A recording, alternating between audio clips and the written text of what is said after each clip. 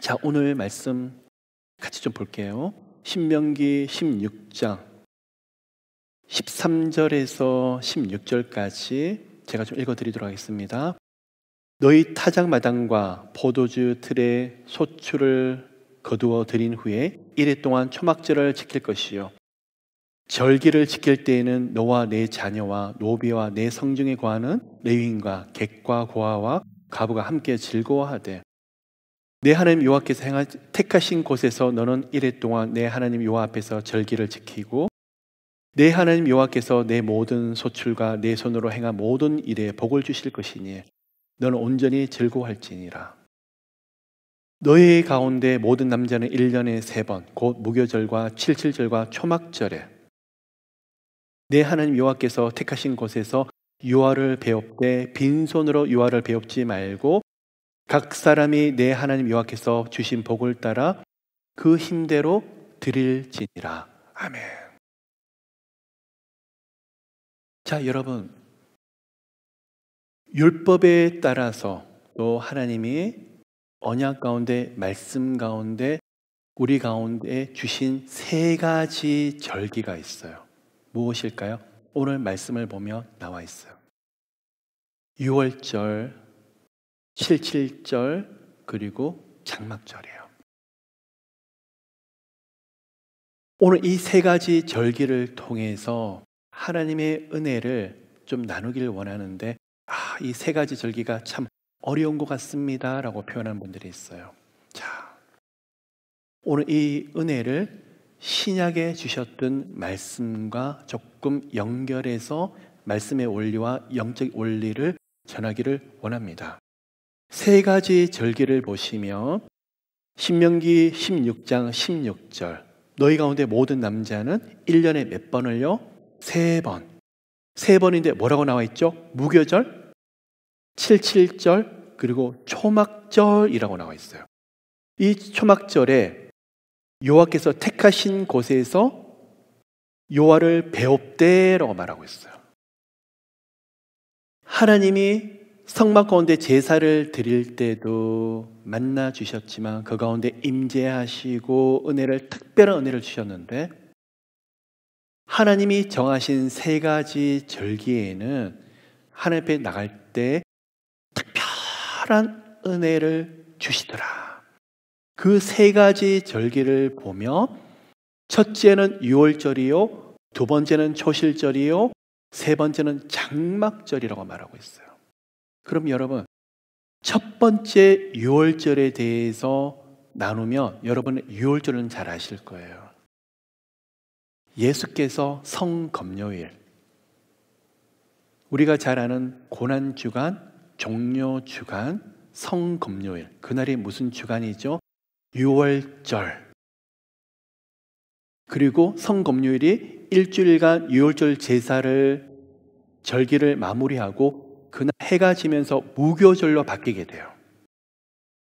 유월절은 일주일 정도 집에서 어린 양을 이제 옆에 두다가 성검요일에 어린 양을 잡습니다. 그리고 그 어린 양의 피를 문설주에 바르게 되죠. 우리가 잘 아는 대로 출애굽기에서 10번째 재앙, 장자를 치는 재앙이 패스오버 해버리는 시간이 바로 유월절이에요. 문설주에 바르게 되는데 그날 해가 지면서 무교절이 되게 돼요. 무슨 말이냐 그러면, 무교절 때는 누룩이 들어가지 아니한 떡과 빵, 그리고 쓴 나물을 먹으면서 어린 양의 피, 그리고 피로 인해서 죽음의 저주가 패스오버한 것을 기념하고 그 앞에서 경건한 삶을 살더라. 자, 다시 말씀을 드려서 유월절 어린 양의 영원한 제사, 영원한 하나님의 제물이 되신 분이 누구시죠? 예수 그리스도를 예표하고 있어요. 그리고 유월절에서 무교절 넘어가는 그 시간에 예수께서 운명하셨어요. 그러면 예수님의 보혈로서 우리가 구원을 얻게 되고 사망과 죄의 저주를 이제는 패스오버, 지나게 되는데, 이제부터 구원받은 사람이 예수를 만난 사람이 함부로 살 수 없더라. 그래서 뭘로 바뀌는 거죠? 무교절. 우리가 율법처럼 쓴 나물과 누룩이 들어가지 않은 떡과 빵을 먹을 필요는 없지만 갈라디아서 2장 20절처럼 나는 죽었고 내 안에 예수께서 사신 것을 고백하는 것이 바로 무교절이더라는 거예요.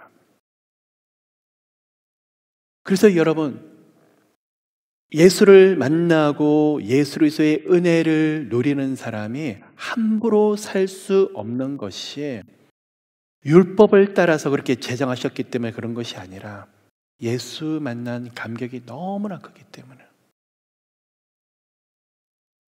어린 양이 집 앞에 묶여 있어요. 어린 양을 보면서 내 대신에 죽어야 돼. 나 때문에 죽어야 될 어린 양. 그리고 어린 양을 잡게 되는데 실제는 누가 죽어야 되는 거죠? 내가 죽어야 되는데 어린 양이 대신 죽게 되는 거야. 예수님이 30살 때 공생애가 시작이 되는데 여러분 잘 아시는 대로 3년 공생의 처음 시작은 유월절이에요. 예수께서 첫 번째 유월절에서 예루살렘에 들어가게 되시는데 성전을 청결하게 하시는 사역으로 시작을 하세요. 그리고 유월절에서 공생을 시작하시면서 앞으로 유월절의 영원한 제물이 되실 것이다. 하나님 앞에서 예수님의 피로 영원한 제사의 제목이 되시며 언약을 새롭게 쓰실 것이다. 바로 예수님의 공생의 시작이 유월절이에요. 예수님의 공생의 3년 동안 4번의 유월절을 지나게 되죠. 그리고 마지막 4번째 3년이 됐어요. 그 유월절 어린 양의 제사를 실제 십자가 위에서 못 박히셨을 때 예수께서는 십자가 위에서 나무 위에서 나무 십자가 선악과의 죄의 저주 앞에서 모든 사람이 죄와 사망에 죽을 수밖에 없지만 새 아담이 되셔서 이제 하나님과 십자가 언약을 피로 다시 쓰기 시작하시는 거예요. 하나님, 죄와 사망의 모든 저주는 제가 짊어질 거예요. 하나님이 그토록이나 사랑하시는 그 영혼들 다 풀어주세요. 하나님 그렇게 사랑하시고 천국에 드리고 싶은 이 영혼들, 하나님의 형상대로 만들어진 이 한 사람 한 사람, 하나님 내가 십자가에서 다 짊어질 테니까 이 영혼들을 구원해 주세요. 십자가 언약을 예수님의 보혈로 써 내려가기 시작하고 그것을 십자가 위에서 완성하셨어요. 예수님의 가상 7원 중에서 마지막 말씀, 다 이루었다. 바로 십자가에서 그 사랑을 이루셨고 구원 얻을 유일한 길을 예수 그리스도 이름으로 완성시키셨어요. 그리고 운명하셨어요. 그리고 해가 지면서 무교절로 바뀌어요. 우리에게 예표하고 계세요. 예수 만난 사람이, 예수를 믿는 사람이 어떻게 살아야 되는지. 그냥 쓴 나물을 먹고 계속 우울하게 아니면 율법적으로 사는 것이 아니라 하나님을 만났기 때문에 함부로 살 수 없고 예수 그리스도의 사랑을 입었기 때문에 예수밖에 없는 그 인생을 살아가야 되는 것이 바로 무교절의 의미더라는 거예요. 바로 갈라디아서 2장 20절. 참 신기하죠, 여러분. 보통 때는 몰라요.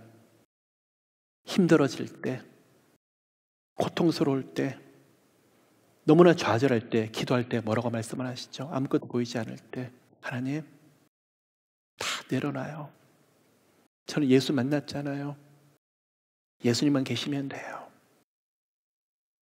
예수님, 저는 예수님 앞에 죽었고 예수님이 저 안에 사신 거잖아요.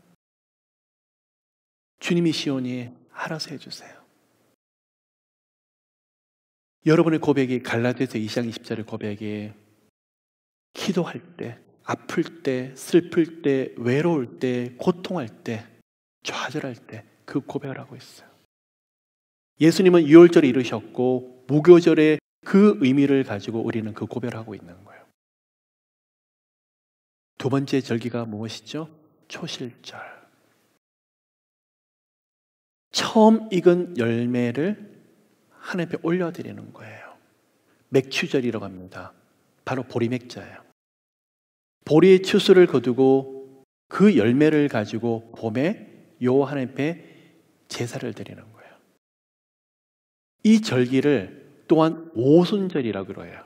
칠칠절, 초실절, 오순절, 그리고 맥추절 모두가 다 동일한 절기입니다. 그럼 언제이죠? 이른 봄에. 저희들은 지금 잘 모르고 있지만 보릿고개, 먹을 것이 없을 때 초봄에 볼에서 나오는 것을 가지고 대신 이것을 먹으면서 가을까지, 가을에 곡식이 익을 때까지 기다리는 것이죠. 봄에 이른 열매로 살아야 되는 거. 그러면 보십시오, 여러분. 우리는 사도행전 2장을 볼 때 오순절 마가의 다락방에서 120명의 사도들과 제자들이 모였을 때 성에서 강림하신 것을 기념하시기 위해서 오순절을 제정한 것이 아닌가? 맞아요. 그런데 구약에서 이미 오순절은 있었어요. 그러면 오순절이 무엇이냐? 이른 봄의 열매를 가지고 하나님 앞에 제사 드리고 감사를 드리는 것이 바로 오순절과 초실절, 맥추절이라는 거예요. 그러면 여러분 지금 뭘 말씀을 하고 계시느냐? 오순절은, 신약의 오순절은 성령께서 오신 것을 기념하고 또 우리가 기뻐하고 그 은혜를 누리고 있는데, 구약의 오순절은요 뭘까요? 모세가 율법을 받은 것을 기념하는 것이 바로 오순절이에요. 자, 하나님이 말씀을 주셨고 그 말씀대로 살길 원하셨고 율법과 함께 제사법을 우리에게 주셔서 비록 우리가 죄인이고 우리가 악하고 그렇지만 하나님께서 원하시는 방법대로 제사를 드릴 때 하나님이 성막 가운데 강림하셔서 특별히 만나 주실게 하신 것이 바로 오순절에 들어있는 의미들라는 거예요. 다시 말씀을 드려서 모세를 통해서 이 절기를 제정하시기 전까지는 우리가 죄가 무엇인지도 몰랐어요. 율법을 주셨고 십계명을 주신 이유로 깨달아요. 하나님 앞에서 우리 존재가 뭐죠? 죄인. 하나님의 이름비는요, 초봄의 열매에서 깨닫는 것은 우리의 영적인 존재가 어떠한지부터 깨닫는 데부터 시작이 돼요. 하나님 앞에서 죄인. 여러분, 오늘 초실절과 오순절의 은혜가 함께 하시기를 예수 이름으로 축복해요. 그래서 여러분 어떻게 하시죠? 보셔요. 어려운 말이 아니에요. 우리가 어려움이 있을 때, 힘들어질 때 뭘 깨닫죠? 두 손 들죠. 지금까지 은혜를 주셨는데 은혜인 줄 모르고 살다가 어려워지니까 너무나 큰 은혜를 주셨고 이 모든 것이 기적이었구나 깨닫게 돼요. 그게 바로 초실절과 맥추절에 주신 은혜예요. 제 밑바닥을 보는 거예요. 밑바닥을 보면서 하나님, 내 힘으로 살 수가 없었는데 내 힘으로 바둥바둥거렸네요. 마치 내가 내 방법으로 살아온 것처럼 교만해진 것을 회개하는 것이 뭐죠? 하나님의 말씀 앞에서 내 존재를 깨닫는 것이 바로 오순절의 정신이에요. 모세 율법 앞에서 두 손 드는 거예요. 하나님, 나 이거밖에 안 돼요. 용서해 주세요. 불쌍히 봐주세요. 그런데 신약의 사도행전 2장에서 오순절에 누가 오셨죠? 성령께서 강림하셨죠? 똑같은 원리예요. 요한 앞에 두 손 들고 나가는데 성령께서 어떻게 하시는가요? 평안을 주세요. 기쁨을 주세요. 감격을 주세요. 그죠? 그게 바로 오순절이에요. 오순절, 원래는 율법 안에서 우리가 하나님, 참담한 사람이 저입니다. 죄인 중에 죄인이 저입니다. 하나님 앞에 살 수 없는 사람이 저입니다. 깨달아요. 바로 그게 뭐죠? 오순절이에요. 그때 성령께서 깊이 강림하셔서 만져주시는데 은혜가 임하는 거예요. 주님 앞에 마음을 찢는데 은혜가 임하는 거예요. 그게 바로 오순절에 나타나는 정신이에요. 맞아요, 여러분. 성령께서 강림하셔서 그 이후로 방언도, 성령의 역사도, 신령의 놀라운 역사도, 능력도, 기적도 많이 행하셨지만 성령께서는 강림하셔서 임재하셔서 누구를 보여주고 싶으시냐 그러면 하나님의 은혜. 우리 힘으로, 우리 방법으로 살아갈 수 없는 죄인이고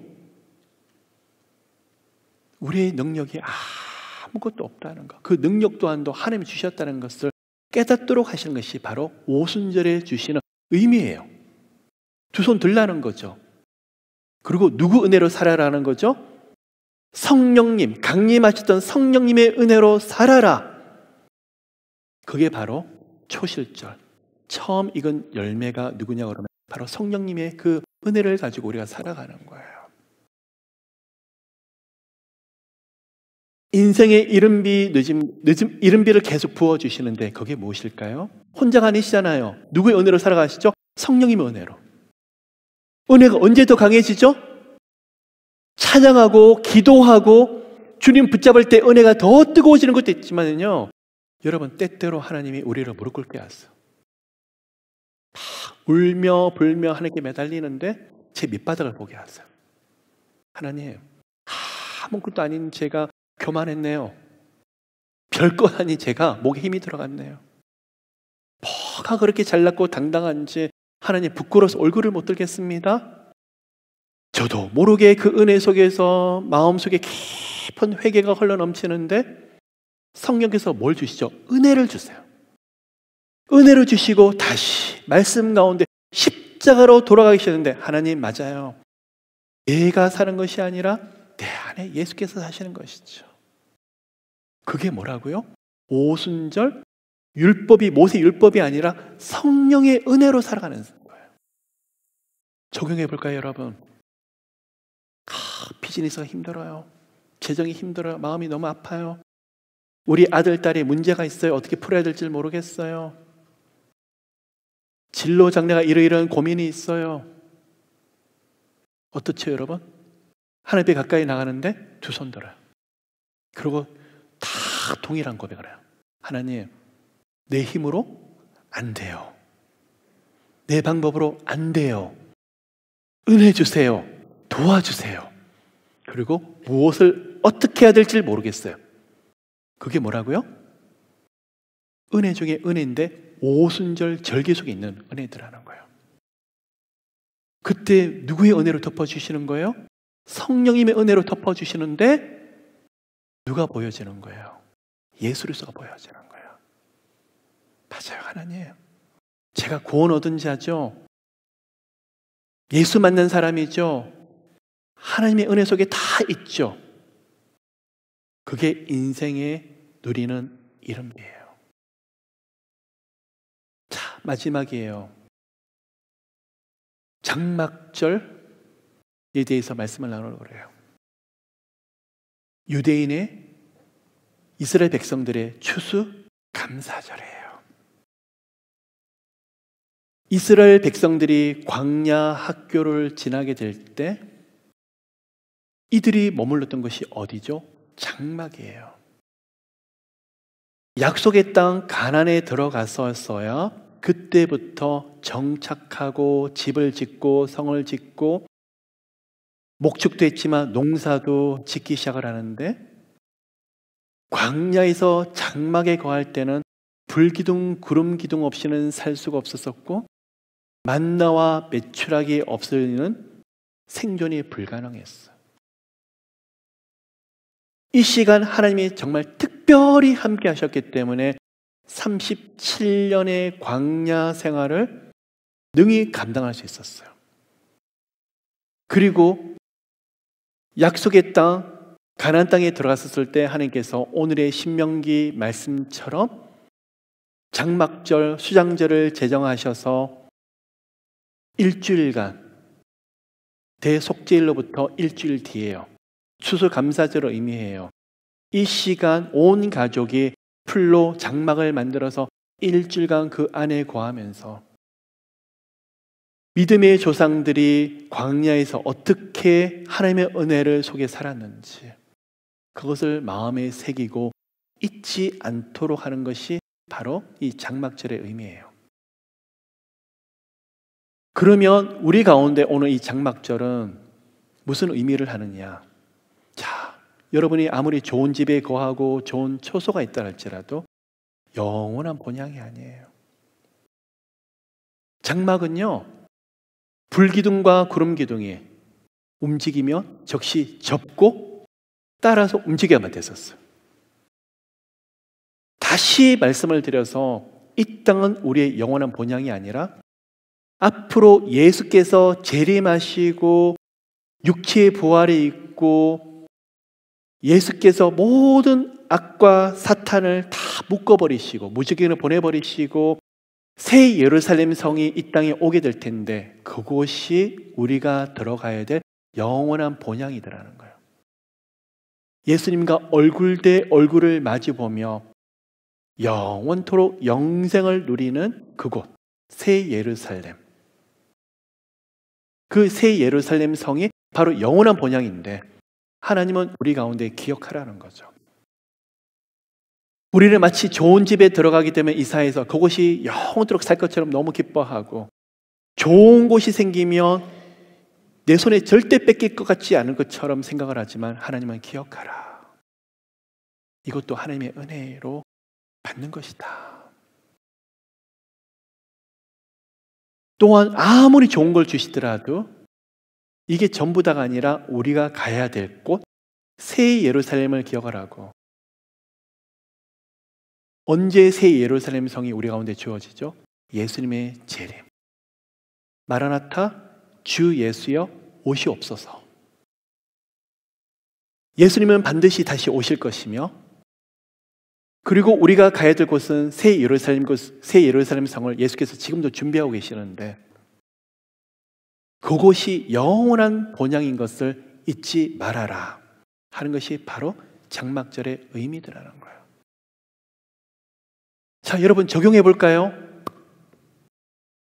힘들고 어렵고 그런데 고단한데, 하나님, 저는 예수님 이름으로 구원을 얻었잖아요.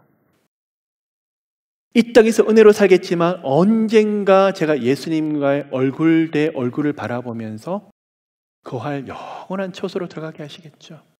고통이 없고 죄와 사망의 저주가 없는 그곳에 영원토록 영생을 누리게 되겠죠. 여러분 정말 기대하세요? 정말 기대하세요? 내년에 어디 북유럽 여행 가시는 거 기대하시는데, 아니면 어디 일본이나 어디 아시아 어디 가시는 거 기대하시는데 정말 새 예루살렘에 준비되고 있다는 거 기대하세요?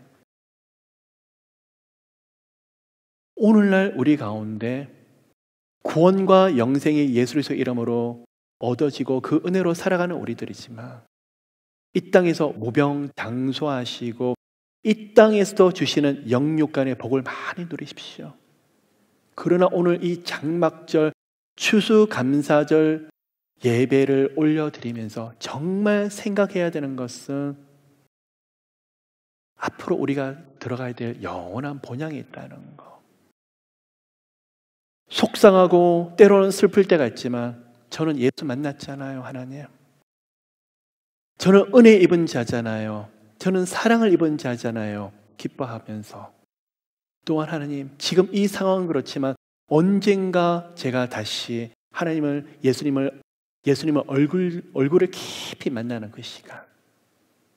너무 사모해요. 기대돼요. 그게 바로 장막절이에요. 또한 여러분, 마지막 말씀이에요. 이 땅에서 우리는 장막과 같은 인생인데 하나님께서 많은 은혜를 주세요. 우리가 알지 못하는 그 시간에도 생각할 수 없을 정도로 엄청나게 부어주시는데 우리는 깨닫지 못해요. 무엇인가 잃어버리고 나서, 뺏기고 나서, 무엇인가 은혜가 스탑이 되고 나서야 그때서 이게 당연한 것이 아니었구나. 정말 하나님께서 엄청나게 부으셨는데 내가 몰랐었구나 알게 돼요. 여러분, 저는 훈련과 연단을 참 많이 받은 사역자입니다. 무엇인가 특별해서 연단을 받은 것이 아니라 지금 생각해 보면 은혜가 은혜인 것을 좀 알게 하시려고. 얼마나 마음이 단단하고 영적으로 제가 교만한 사람이었으면 이렇게 훈련을 시키실까? 그 훈련을 통해서 깨달은 거 한 가지가 있는 게 모든 것이 은혜예요. 눈 뜨면서 잠드는 그 시간까지 모든 것이 은혜예요. 너무 신기해요, 여러분. 한 사람 한 사람 만나는 것도 은혜고, 앞에 제가 식사할 것이 있는 것도 은혜고, 제가 운전해서 갈 수 있는 차가 있고 가스를 넣을 수 있는 것도 은혜고, 제가 사역할 수 있는 건강을 주신 것도, 사역할 때 복음을 전하는 것도 은혜고. 저는요, 여러분, 모든 것이 올스탑이 돼본 사람이고 뺏겨본 사람이고, 그래서 하나님이 다시 주셨을 때 그것이 결코 당연하지 아니하더라는 거예요. 이것이 바로 장막절에 주시는 은혜더라는 거예요. 여러분, 힘든 시간을 많이 보시셨고 쉽지 않은 고난의 시간이 있으셨지만 이 시간을 통해서 우리 가운데 장막절의 은혜를 덧입기를 원하세요. 실제 더 이상 이제 장막에 들어가서 사실 필요는 없으시지만 생각하셨으면 좋겠어요. 어떤 은혜 주셨죠? 당연한 거 아니에요, 여러분. 그래서 저는요, 러빙월십의 스태프들과 가까운 사람들에게 만나면서 그 이야기를 해요. 너무 신기하지 않아요? 이게 말이 돼요? 저는 신기하다는 말을 많이 해요. 오늘 영적으로 눈 떠보니까 모든 것이 신기해요. 여러분, 건강하셔요? 그런데요, 한 2주 정도 아파서 방에서 못 나오다가 나오면요, 공기가 달라요. 그냥 앞에 길거리 가는 차가 다니는 것이 너무 신기하고요, 길거리 가는 사람들이 그렇고요, 제가 걸어 다니는 것 자체가 신기해요. 그런데요, 그 은혜를 모르잖아요. 차들, 저 매연들, 저 사람들 왜 저렇게 시끄럽게 해? 그게 바로 사람이더라는 거예요. 그래서 때때로 하나님께서 은혜를 잠시 멈추는 것도 은혜더라고요. 그래서 깨닫는 거예요. 여러분, 저는 기억을 하려고 그래요. 하나님이 어떨 때는 먹을 것을 탁 멈추셔서 간장에 고추장에 몇 개월간 먹게 하신 적도 있었었고, 김치가 전부인 적도 있었었고, 그냥 제 가는 모든 길을 다 막으신 적이 있었는데 어느 날 눈 떠보니까 이것도 주시고 저것도 주시고 되새기려고 그래요. 모든 것이 은혜지. 내가 그 시간에 있었었지. 우리가 언제부터 잘 살았다고요? 언제부터 풍성했다고요? 언제부터 응답받았다고요? 많은 길들이 열리시기를 예수님을 축복해요. 오늘 이 시간, 가장 어려운 시간에 기도했던 거 기억나세요? 아들이 아팠을 때, 무엇인가 막혔을 때 하나님 한 번만 이번에 응답하시며 제 인생 드릴게요. 기억하세요? 하나님, 이번 한 번만 기도를 들어주시면 모든 걸 다 드릴게요. 저희 가족들 주님 올려드릴게요. 주님만 바라보고 살게요. 기억하세요? 모든 전 재산을 드리라는 이야기도 아니고, 특별히 지금보다도 더 많은 헌신을 하라는 이야기도 아니고, 한 가지 기억하셔야 돼요. 우리는 변덕스럽고 우리는 마음이 바뀔 때가 있는데 그 시간 하나님은 신실하셔서 건지시고 함께 하시고 어떤 은혜를 주셨는지 마음에 새기셨으면 좋겠어요. 이 땅에서 풍성하게 영육간의 은혜가 가득하시지만 나는 장막에 거한다. 영원한 본향에 기다리고 있지. 이 땅에 살되 내 힘으로 사는 것도 아니요, 내 방법으로 사는 것도 아니요, 오직 하나님과 독생자 예수 그리스도의 은혜로 사는 사람.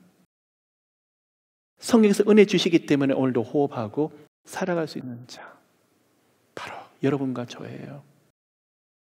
초실절, 오순절 성령께서 은혜 주시는 거, 유월절 어린 양의 영원한 제물이 되셨던 예수 그리스도, 장막절 영원한 본향 예수님의 재림 다시 오심을 기다리는 그 믿음과 신앙. 여러분, 오늘 추수감사절을 앞두고 여러분과 제가 마음에 새겨야 될 말씀과 영적인 원리는 그 은혜를 결코 잊어서는 안 된다. 마음에 깊이 새기시는 우리 모두가 되시기를 예수 이름으로 축복해요. 신기해 하셨으면 좋겠어요. 오늘날 월급이 들어오고 조그마한 보너스가 들어오는데 당연한 거 아니에요. 친구분들과 가족들과 만나서 친척들과 이번에 추수감사절을 같이 보내는데 당연한 거 아니에요. 감격하셨으면 좋겠어요. 그냥 너무 신기하고 감격하는 그 은혜가 우리 가운데 새롭게 하시는 은혜가 계속 흘러넘치시기를 예수 그리스도 이름으로 축복합니다.